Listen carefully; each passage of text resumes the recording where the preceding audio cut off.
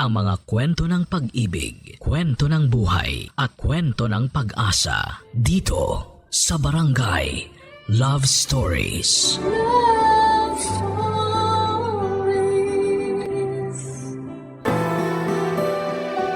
Isang pagkakilanlan ng bawat tao ang kanyang birth certificate. At iba pang mga certificate ng kanyang mga achievements sa buhay.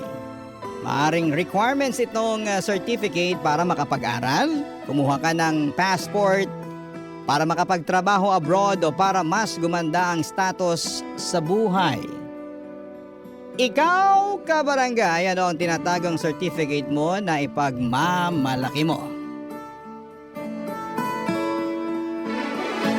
Dear Papa Dudut, magandang tanghali po sa inyo, Papa Dudut, at sa lahat ng mga listeners natin sa Barangay Love Stories. Kapag wala pong trabaho ay nakikinig po ako sa inyo sa radio at minsan naman ay sa live streaming. Kaya po ako sumulat sa inyo ay dahil naniniwala ako na kapupulutan din ng aral ang karanasan ko. Ako po si Daphne, tubong Cavite, pero sa Quezon City ako naninirahan para magtrabaho sa isang call center. Dito rin ako nag-aral ng college kaya kabisado ko na ang buong QC. Sa pag-aaral ko noon at pagtatrabaho ko kahit malayo sa aking pamilya ay nagpursige akong magtagumpay. Hanggang sa lumuwas ang kapatid ko mula Cavite dahil mag-aaral siya sa college. Katulad sa pinasukan ko noon. Natural lamang bilang ate na maging gabay at sandigan niya ako, Papa Dudut. Tumira sa akin ang kapatid ko para makatipid sa renta.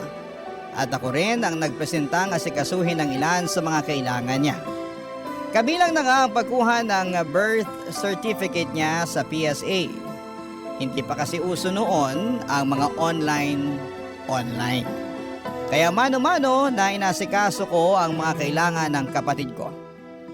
Mahaba pa rin ang pila noon sa tanggapan ng gobyerno at doon habang nakapila ako, ay nakatabi ko si Roy. Sa unang tingin ko pa lamang ay nahulog na agad ako sa kanya. Gwapo siya, Papa Dudut, kung makatitig at ngumiti. Yung ngiti niya ay parang natutunaw ang lahat ng inip ko sa paghihintay sa pila. Kinausap niya ako, Papa Dudut.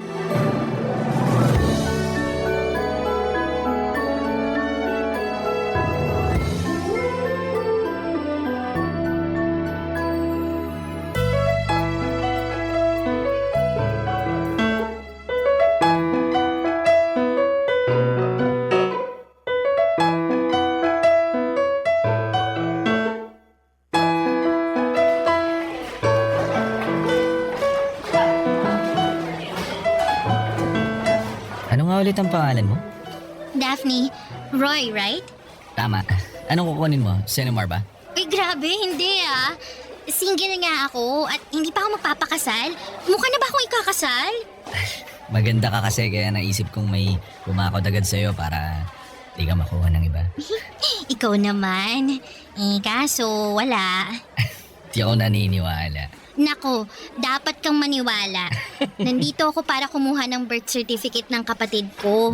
Requirements kasi para sa school niya.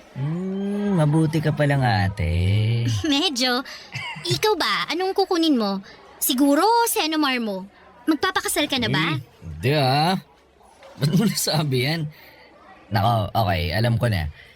Dahil gwapo ako at malamang may babaeng binakuran agad ako para hindi ako makuha ng iba. Lakas ng tama mo. Bakit mo tinanong? Tinanong mo kaya ako niyang kanina, kaya binalik ko lang sa'yo. Sa bagay. Pero yun naman talagang sadya natin dito kukuha ng certificate. Birth, marriage. Basta ako, single ako. Kinuhaan ko rin yung kapatid ko ng birth certificate. Alay mo yun? Pareho tayong mababait na kapatid. Oo. Sana lang hindi tayo aabuti ng siyam-siyam dito. Haba na ng pila. Oo nga daming tao. Pero sigurado naman makakakuha tayo ng certificate na kukunin natin. Uy, nandito na tayo. Ay, tama naman. Pero di ko talaga ina-expect na ganito karami ang kukuha. Marami na kasi nag-asawa kaya dumami na mga tao sa Pilipinas. Bagay. Ikaw, kailan ka mag-asawa? Hala, grabe namang tanong yan. Para maganda pag-uusapan natin, para hindi tayo mabagot dito. Oo nga naman. Di ko pa alam. Depende kung may manligaw. Sa ganda mong yan, walang nanliligaw. Ay, ibahin ko pa lang sagot. Depende kung gusto ko ang manliligaw sa akin. Juicy Natural lang naman yan na kailangan mo rin mamili na makakasama mo sa buhay, di ba?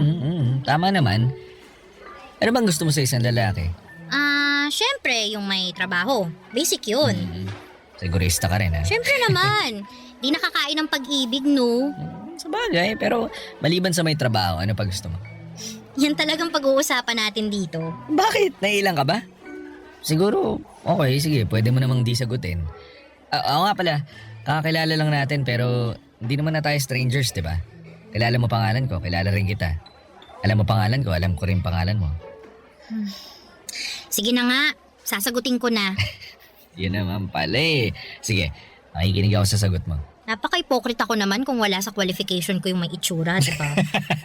Bakit ka natawa? Basic naman nga kasi talaga yun. Di ba una tayo na-attract sa physical appearance ng tao? Yes. Ayoko rin sa pangit. Hindi sa inaalala ko lang din syempre yung magiging anak ko. Alam mo na. Klase ka rin Maganda ka tapos gwapo mapapangasawa mo. Siguradong gwapo at magaganda magiging anak niyo. Ay, sana. Wala lang to paano kung ako yung lalaki? May chance ba yung physical appearance ko? Wala na. Ikaw talaga? Syempre naman. Gwapo ka naman. Hindi nga. Oo nga.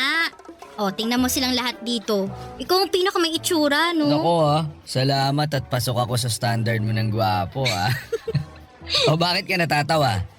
Ano, joke lang pala na gwapo ako? Naku, gusto mo lang talaga ulitin ko sa iyo yung sinabi ko. Mr. Roy, ang gwapo niyo po at kayo na ang pinakagwapo na nandito sa opisina. Pero sana makuha na natin ang birth certificates ng mga kapatid natin. Kasi ang sarap ng humiga tsaka magpahinga. Kailangan mo pa ng mas mahabang pasensya. Malayo pa tayo sa finish line. Oo nga. Hindi po mahirap kausap at pakisamahan si Roy Papadudut. Sa pag-uusap po namin na yon ay sobrang pigil po ako sa sarili ko dahil ang totoo po, kinikilig po talaga ako. Bawat salita niya ay parang musika sa aking tenga. Ang bawat ngiti niya ay sobrang nakakabighani po talaga. Kahit umabot kami ng 5 oras sa pila ay hindi ko nararamdaman ang bagot nang dahil sa kanya. Bago kami umalis sa building ng PSA ay hiningi na niya ang number ko at syempre binigay ko kaagad. Hoping talaga ako na baka siya na ang para sa akin at magkatotoo yung gusto ko na kapag magkaanak man ako ay siguradong maganda at gwapo. Nang araw na yon ay agad siyang nag-text sa akin at nangumusta kung nakauwi ako sa bahay. Sinagot ko naman yung text niya hanggang sa araw-araw na kaming nagte-text at niyaya niya ako ng isang date. Gusto niya daw ako kaya nais niyang mas makilala ako personally. Pumayag naman akong makipag-date sa kanya, Papa Dudut. Ilang beses kaming nagkita at naging boyfriend ko na nga po si Roy. Hanggang sa isang gabi, binigay ko na ang sarili ko sa kanya. Naramdaman ko ang kanyang pagmamahal sa akin at buong puso kong sinuklian yon. Pinaubaya ko sa kanya ang lahat, Papa Dudut. Hanggang sa dumating ang araw na hindi na ako dinatna ng buwanang dalaw.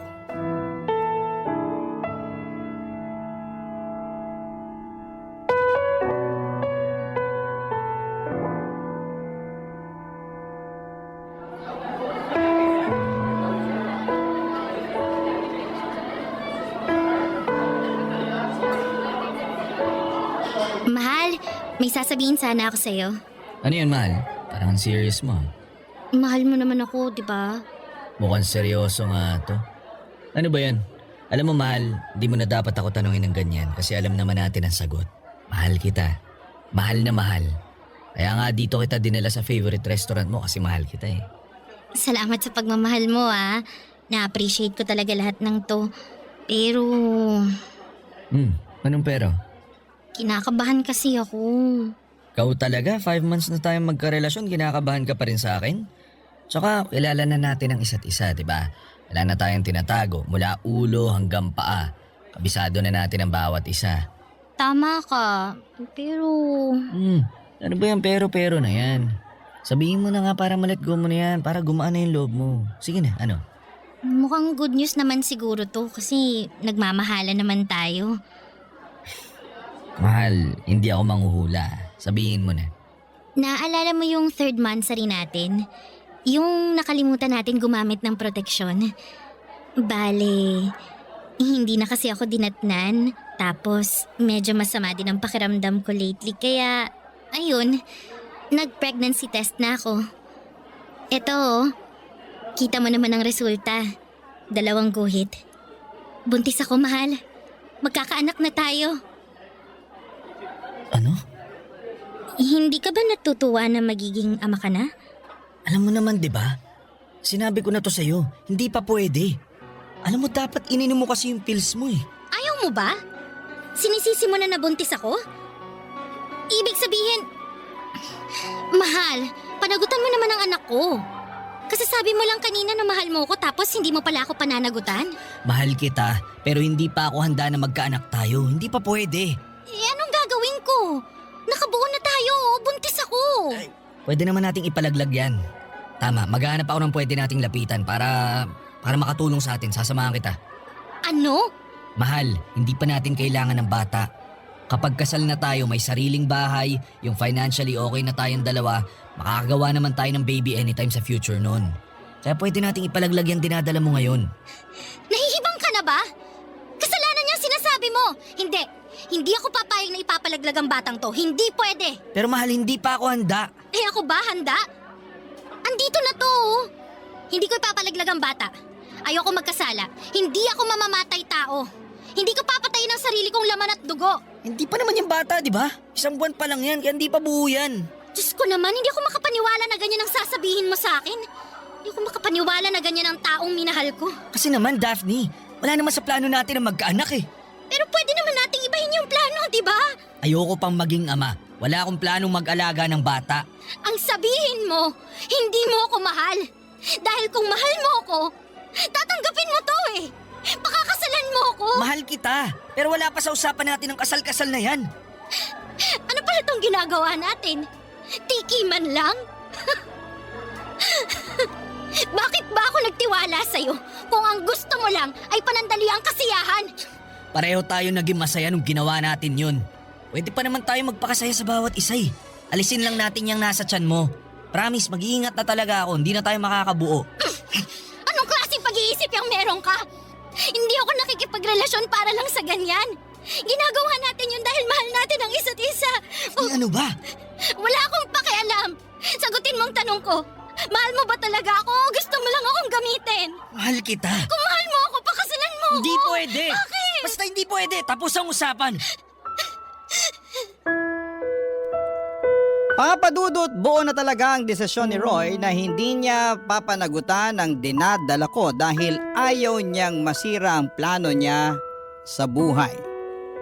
Dahil sa hindi na kami magkasundo ay tuluyang kaming nagkahiwalay, Papadudot. Itinuloy ko ang pagbubuntis ko dahil mahal ko ang magiging anak ko. Wala siyang kasalanan at gusto kong ibigay sa kanya ang karapatan nitong mabuhay sa mundo. Pero takot ako na sabihin ko ang totoo sa mga magulang ko. Maaring nasa tamang edad na ako, may trabaho, pero takot pa rin ako sa mga magulang ko. Takot akong sabihan nila na bakit ako nagpakatanga sa isang lalaki. Na bakit hindi ako nag-ingat. Ang tanging nakakaalam na mga oras na yon ay ang kapatid kong kasama ko sa inuupahan namin. Walang araw na hindi ako umiiyak. Hindi naman ako nagsisisi na nabuo ang bata pero nagsisisi ako dahil ang ama niya ay ayaw siyang tanggapin. Sa takot ko sa mga magulang ko ay nagpa-relocate ako sa malayong probinsya sa norte. Kahit mas mababa ang sahod doon, ng pagiging call center ay pinatos ko para lamang may tago sa pamilya ko ang lahat. Ni hindi na nila alam na may boyfriend na ako noon. Ang diskarte na lang namin ang kapatid ko na gusto kong pumunta ron dahil na burn out na ako sa trabaho. Kaya ako lumipat ay para naman mas maiba ang nakikita kong environment. Papa Dudut, takot ako. Takot kasi ako na kung lalaki na ang tiyan ko at biglang bumisita ang mga magulang ko ay magkakagulatan na. Matatanda na rin si nanay at tatay at ayaw kong dahil sa malalaman nila ay may mangyari pang masama sa kanila. Kaya naman tinuloy ko ang paglipat para makaiwas at makapag-isip na rin ng tama. At paghandaan ang pagdating ng anak ko. Barangay Love Stories. Barangay Love Stories. Nang lumipat ako, Papa Dudut, ay nagpapadala pa rin ako ng pera sa kapatid ko para sa renta niya at para sa pagkain. Pero walang araw na hindi ako umiiyak. Bakit ko pa ina-isolate ang sarili ko? Bakit ko pa kailangang gawin ito? Maraming katanungan ang tumatakbo sa isipan ko na hindi ko alam ang kasagutan. Ang alam ko lang ay kailangan kong maipanganak ang anak ko at gusto kong maging malusog siya. Simula nang maghiwalay kami ni Roy ay hindi na talaga siya nagparamdam. Hindi ko alam kung nasaan siya at hindi man lang nangumusta kung hindi pa ako nahihirapan sa pagbubuntis ko sa anak namin. Sa totoo lang, Papa Dudut, ay sobrang nahihirapan po ako. Wala akong katuwang, wala akong pamilya at nag-iisa lamang ako. Kaya noong papalapit na ang kabuwanan ko ay mas lalo akong nakaramdam ng takot. Paano kung hindi maging maayos ang panganganak ko? Ano ang gagawin ko kung wala akong pamilya o kaibigan man lang sa tabi ko na tutulong sa akin? Kaya naman naisipan kong lakasan ang sarili ko at umuwi sa Cavite. Ayaw kong mag-isa lamang ako sa oras na ipapanganak ko na ang aking supling.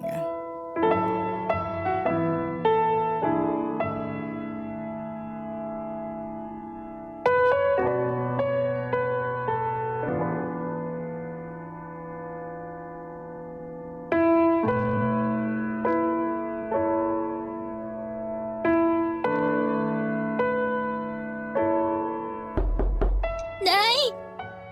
Nay! Sandali! Papunta na! Daphne? Nay! Anong nangyari? Nay! Nay, huwag po kayong magagalit, ha? Bakit ba? Ano bang nangyari, anak? Kasi, Nay! Ano nga? Buntis po ako! Sorry, Nay! Diyos ko. Sorry! Halika nga, bata ka. Pumasok ka. Ikaw ba nagbitbit ng mga gamit mo? Naku, bakit hindi mo kasama ang kapatid mo? Ano bang nangyari? Daphne, sino ang ama ng dinadala mo, ha? Nasaan siya? Hindi mo man lang sinabi sa amin na buntis ka. Kahit yung kapatid mo, wala ring sinabi. Nay, I'm sorry po talaga. Pero wala pong ama ang anak ko. Ano? Ibig sabihin, Daphne naman. Bakit naman ganito? Nagkamali po ako, Nay. Maling-mali po.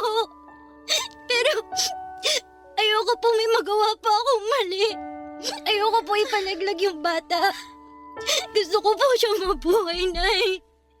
Mahabaging Diyos. Ay, talagang mali kung ipinalaglag mo yan. Ay, nakong bata ka. Sandali. Nakakapagpa-check up ka naman ba? Opo.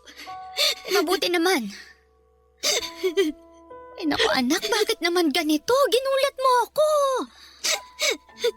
Nay, handa naman po ako sa anumang galit niyo. Kahit sumbatan niyo po ako, tatanggapin ko po yun kasi nagkamali naman po talaga ako. Eh ano bang silbi ng panunumbat ko? Naging mabait kang anak, Daphne. Hindi mo kami binigyan ng sakit ng ulo ng tatay mo. Pero ito, hindi ka ba talaga pakakasalan ng ama ng batang yan? Hindi po. Nawala na lang siya na parang bula matapos niyang malaman na nagdadalang tao ako. Napaka-irresponsableng lalaki yan. Saan mo ba nakilala yon, ha? Hindi mo man lang inalam ang pagkatao ng lalaking yon. Mabait naman po siya sa akin, Nay. Akala ko po kasi maayos siyang tao. Naging okay naman po yung relasyon namin eh. Pero nang malamang buntis ka, hiniwalayan ka. Napakasama ng lalaking yon. Sorry, Nay. Sorry po. Ay naku, huwag ka nang mag-sorry. Hindi mo kasalanan na may taong mapagsamantala. Si tatay kaya, matatanggap kaya niya to? Siguro, magagalit yun sa umpisa. Pero mahal ka ng tatay mo. Matatanggap niya rin yan. Natatakot po ako, Nay. Ang importante ngayon, nandito ka. May kasama ka. Hindi po kayo galit sa akin. Ay, hindi ko alam, Daphne. Ang sa akin lang anak kita. Hindi kita pwedeng pabayaan at apo ko ang batang yan. Kung mas ginamit ko lang sana yung utak ko, hindi sana nangyari sa akin to. Huwag mo nang sisihin ang sarili mo. Hindi mabuti sa isang buntis ang umiiyak.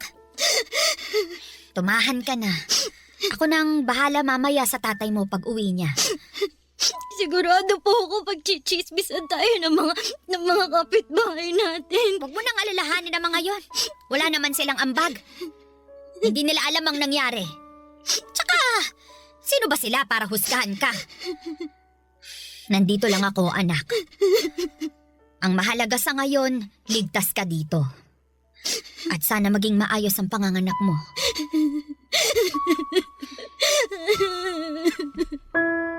Papa Dudut, hindi madali kay tatay noong nalaman niya na buntis ako. Pero tulad ni nanay ay inunawa niya ako, Papa Dudut. Kalaunan ay pareho silang dalawa na naging excited na sa unang apo nila. Nakikipag-away pa sila sa mga marites na sinasabing disgrasyada daw ako. Hanggang sa dumating ang araw na pinanganak ko ang munting anghel ko. Sa unang rinig ko ng pag-iyak niya ay parang lalabay sa tenga ko.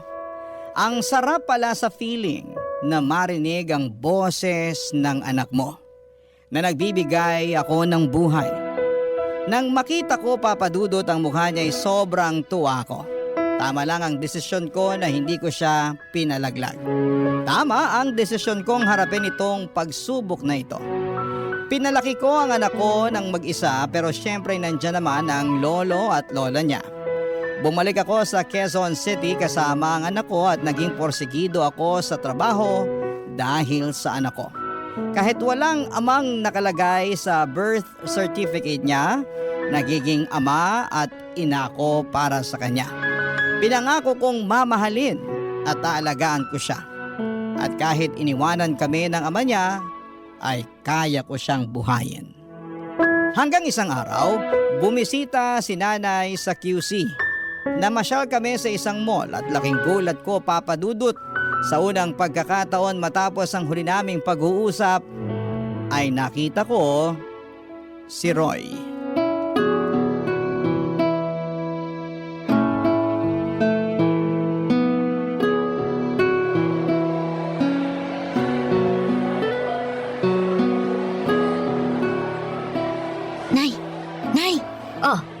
Ano ba yon? Si Roy po. Ano? Ang lintik na lalaki na yon? Nakita ko po siya. Ayun po, nakatayo doon. Sino dyan? Yung naka-green po na t-shirt. Ang hayop na yon. Teka, sandali ha? Nay! Anong gagawin niyo? Ano pa? Di susugurin ko ang lalaking yon. Nay, wag na po. He! Manood ka na lang dyan. Hoy, lalaki! Nay! Daphne? Walang yakang lalaki ka? Hindi ka pa ba kinarma sa ginawa mo? Sandali! Hindi ka pa mangungumusta sa babaeng kinakasan mo? Sa babaeng niloko mo? Huwag tayo dito mag-usap. Ay, bakit hindi pwede? Hoy, kahit saan ko gusto, wala ka magagawa. Ang sama-sama mong tao ka. Nakakaya po dito. Ay, naku, mahiya ka pa pala. Matapos mong buntisin ang anak ko, iwanan siya, tapos ngayon may pahiya-hiya ka pang nalalaman dyan. Ay! Roy, saan mo ba gusto mag-usap? Pagbibigyan kita. Hoy, Daphne! Sa parking lot, walang tao doon. Okay, doon tayo mag-usap. Ay, hindi! Gusto ko dito! Nay, tara na, nakakahiya. sabi! Nay!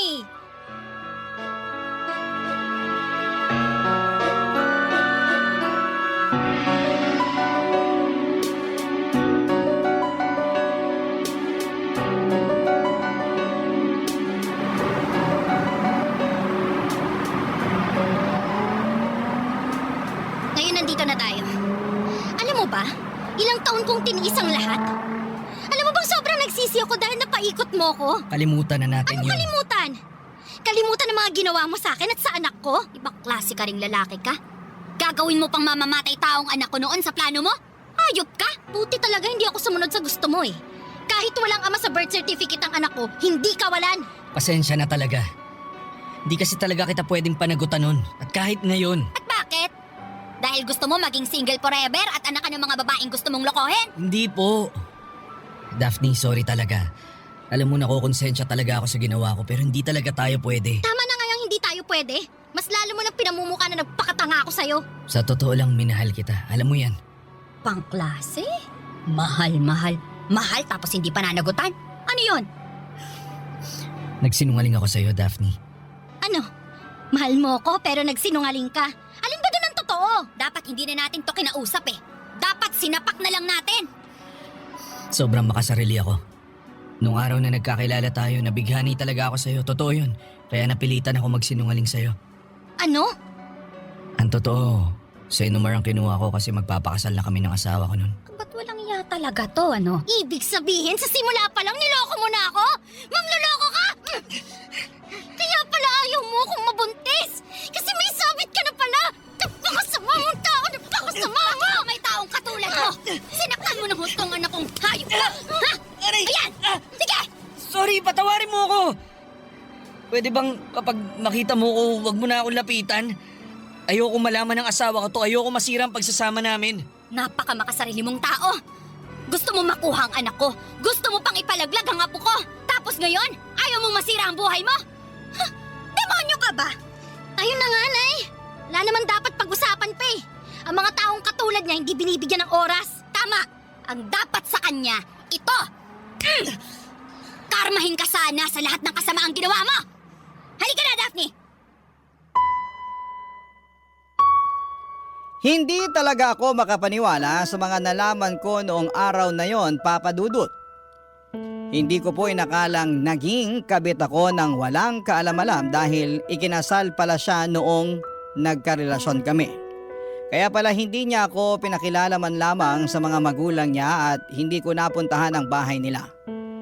Parati lamang kaming nagkikita sa piling lugar dahil may tinatago pala siya sa akin, may asawa na pala siya. Matapos ang pag-walkout namin ni Nanay sa harapan ni Roy dahil ayaw na ni Nanay na mas ma-humiliate pa kami sa kalokohang ginawa niya, ay dumiretso na kami sa bahay. Buti na lamang at mas pinairal ni Nanay ang utak niya at hindi ang kanyang emosyon. Natakot ako na baka atakihin sa high blood si Nanay dahil nakaka-high blood naman talaga ang mga pangyayari at ang makitang pagbubuka ni Roy. Ewan ko ba at hindi ko mapigilang umiyak noon. Dahil nga hindi ko matanggap na naloko ako ng lalaking may sabit na. Kaya naman pinayuhan ako ng nanay ko na huwag nang iyakan. Ang importante ay nakawala ako sa lalaking hindi dapat bigyan ng pansin. Ang importante ay ang anak ko at ang future niya. Kahit ganun pa man ang nangyari, Papa Dudut. Hindi ko naman po pinagsisihan na naipanganak ko ang isang anghel sa buhay ko. Maligaya ako bawat araw. Lalo na kapag tinatawag niya akong mama at nilalambing. Pinaparamdam niya sa akin na sapat na ako para sa kanya. Barangay Love Stories. Barangay Love Stories.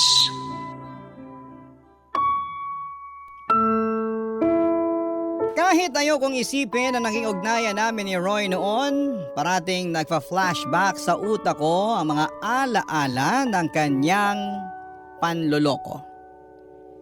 Simula pa lamang noong nagkakilala kami. Ang usapan pala naming yon ay puno ng kasinungalingan.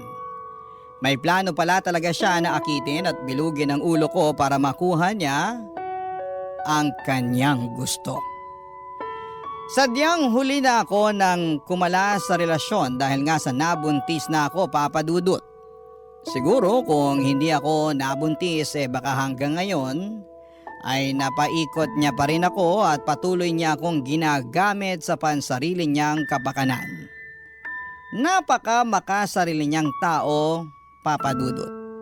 Mabuti na lamang at nandyan ang mga magulang ko na walang sawang sumusuporta sa akin. At ina-assure nila ako na wala akong naging kasalanan at biktima lamang din ako. Dahil kung alam ko naman ang katotohanan ay tiyak na hindi ko talaga pinatulan si Roy kahit lumuhod siya sa harapan ko para manligaw. Alam nyo kasi, Papa Dudut, may detalye doon sa paghaharap namin ni Roy kasama ang nanay ko na hindi ko alam. Nalaman ko na lamang na nandun pala ang asawa niya at nakita at narinig niya ang pinag-usapan namin. Yun ang sinabi ni Roy sa akin. Paano ko nalaman? Dahil isang araw ay nagulat na lamang ako at natunto ni Roy kung saan ako nagtatrabaho, Papa Dudut.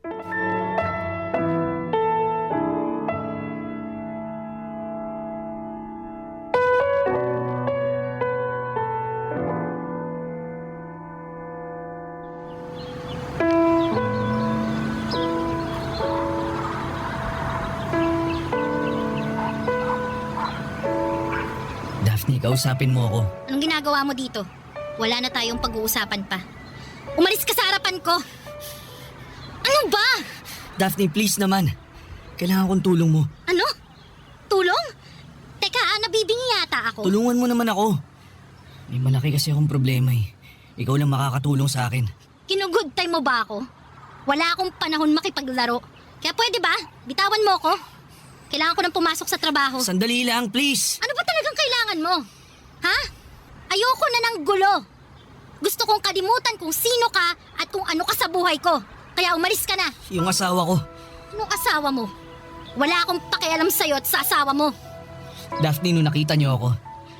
Nung nagkuusap tayo sa parking lot kasamang nanay mo, nakita tayo ng asawa ko. Narinig niyo yung usapan natin, nalaman niyo yung totoo. Nalaman niyang naging kabit mo ko. Eh ano naman ngayon? Bakit mo to pinapaalam sa akin, ha? Kasi kailangan ko nga ng tulong mo. Niwalayan ako ng asawa ko. Eh ano? Hindi ko maintindihan at ayaw kong intindihin yung problema mo. Ano naman ngayon kung hiwalay na kayo? Anong tulong yung sinasabi mo? Kausapin mo naman yung asawa ko. Sabihin mo sa kanya na ikaw may gusto kaya nangyari yung sa atin nun. Ano? Daphne, sige na, tulungan mo lang ako. Ngayon lang. Ayokong tuluyang hiwalayan ako ng asawa ko. Nahihibang ka ba?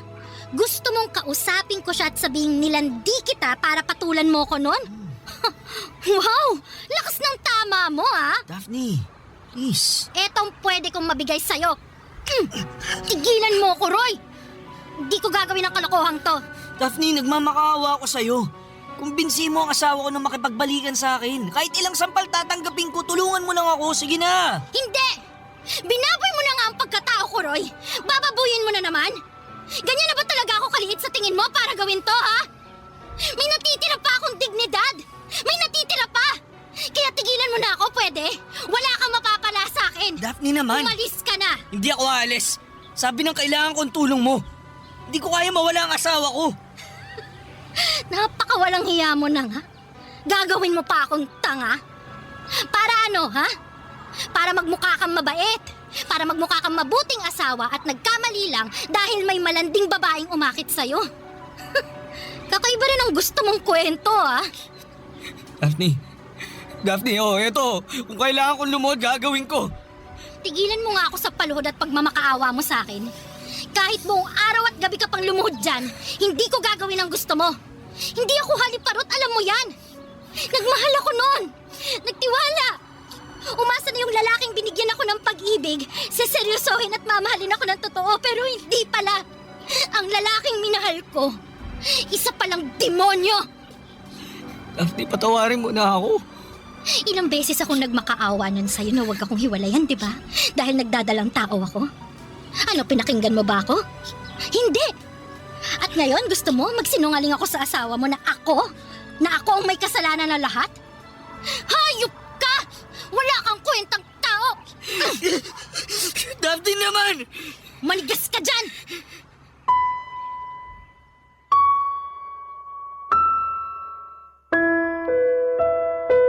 Sobrang nag-init talaga ang buo kong katawan sa gustong mangyari ni Roy, Papa Dudut. Niloko na nga ako, gusto pa niyang maging kasabwat ako sa panlulokong gagawin niya. Sino bang matinong babae ang papayag sa ganon? At saka hindi ako cheap na babae na pwede niyang gamitin. Pagkatapos ng tagpong yon ay hindi ko na alam kung anong nangyari kay Roy. At siguro tuluyan na siyang hiniwalayan ng kanyang asawa. Deserve naman niya kasi wala siyang kwentang lalaki. And after 2 years ay may nakilala naman akong lalaki. At dahil nga sa karanasan ko kay Roy ay siniguro kong single ito at makikita sa Senomar o Certificate of No Marriage na hindi pa siya kasal. Mabait at hindi sinungaling ang naging boyfriend ko, Papa Dudut. At tanggap niyang nakaraan ko at ang anak ko. Sobrang maunawain at mapagmahal. At dahil swak naman kaming pareho, naisipan namin ang magpakasal. Pareho kaming kumuha ng Senomar dahil requirement ito para kami ay ikasal, Papa Dudut.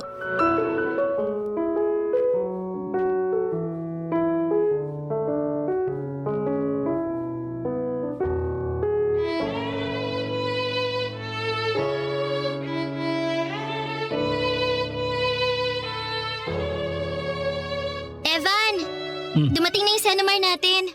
Bubuksan ko na ba tong 2 envelope? Sabay ba talaga? Sabay tayong kumuha eh. Sige, buksan mo na para malaman mo single ako at ready na pakasalan ka. Sige, ikaw ang magbubukas ng sa akin at ako naman ng sayo. Game? Game! Teka, babasahin ko na. Ayan! Single! Single nga, sabi ko sa'yo eh. Ano, pwede na tayo ikasal. Wala tayong sabit pareho. Han! Oh, bakit ka umiyak? Hindi ko mapigilan. Natutuwa lang ako kasi matutuloy na yung kasal natin. Ako rin, sobrang saya ko na ikaw magiging asawa ko. Evan and Daphne Nuptial. Malapit na. Parang showing soon lang na plug O bakit? Artistahin naman tayo Alaman, naisip ko, total magiging mag-asawa na tayo. Magiging isang pamilya na tayo. Gusto ko nang ituloy yung sinabi ko nun sa'yo. Yung bala kong i-adapt yung anak mo. Gusto ko magamit niya ang apelyido ko na ako ang legal na ama niya sa mata ng batas. Talaga ba? Oo naman. Kaya sana, pumayag ka na. Sorry, Han. Ayaw mo pa rin? Hindi. Gusto ko. Doon kasi, hindi ako sure sa idea mo na ganito. Kasi nga, ayoko mag-expect na magiging happy ending tayo. Pero napatunayan ko na totoo ka. Na mahal mo nga ako. At wala kang ibang babae sa buhay mo kundi ako. Alam mo, Han, walang araw na hindi ako naging totoo sa'yo. Ayoko rin yung sinungaling na tao Basta ngayon, ang importante malapit na yung kasal natin. At gusto ko na ibigay ko rin sa anak mo yung apelyido ko. Kasi hindi lang ikaw ang mahal ko, pati na rin ang anak mo. Ang lahat sa'yo. Han. Deserve mo at ng anak natin na maging masaya tayo bilang isang pamilya, ha? Kaya please, pumayag ka na. Oo naman. Gusto kong dalhin namin ang anak ko ang apelyido ng isang lalaking sobrang bait. Salamat, Hana. Ikaw kasi, mabait ako kasi mabait ka rin. Tsaka, may isa pa pala akong request. Ano yun? Gusto ko, gawa agad tayo ng kapatid niya para 2 na agad yung anak natin. Oo ba? Yun naman pala Ready na ako dyan. Yan! Happy family tayo niyan. Magkakaroon na tayo ng marriage certificate. At sayong-sayo na ako. Ang swerte ko sa'yo. Ako ang swerte sa'yo. Mahal na mahal kita, Han. Mahal na mahal na mahal din kitahan.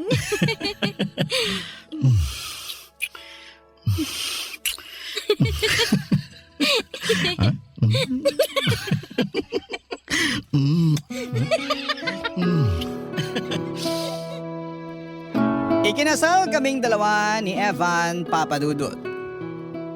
At on the process na ang adoption ng anak ko para maging legal father niya si Evan. Sobrang saya ko po dahil hindi ko lubos akalain na ibibigay sa akin ng Diyos ang isang lalaking kabaligtaran ni Roy. Naging maayos po ang pagsasama naming dalawa ng asawa ko at ng anak ko. At ngayon po ay 5 buwan na akong buntis. Natupad po agad ang gusto ng asawa ko na susundan namin ng bunso. Wala akong naging problema sa asawa ko at ang pinagpapasalamat ko ay araw-araw na nagiging biyaya ang pagsasama namin. Sa ngayon ay wala akong balita tungkol kay Roy at wala akong balak na makibalita pa kung ano ang nangyari sa buhay niya. Wala na akong pakialam sa buhay niya. Ang sa akin ay gusto kong mapanatiling masaya at malusog ang aking pamilya. Maraming salamat po, Papa Dudut. Ang inyong forever kapuso at ka-barangay, Daphne. Ano ang masasabi mo sa ating Barangay Love Stories today? Aabangan namin yan sa aming comment section.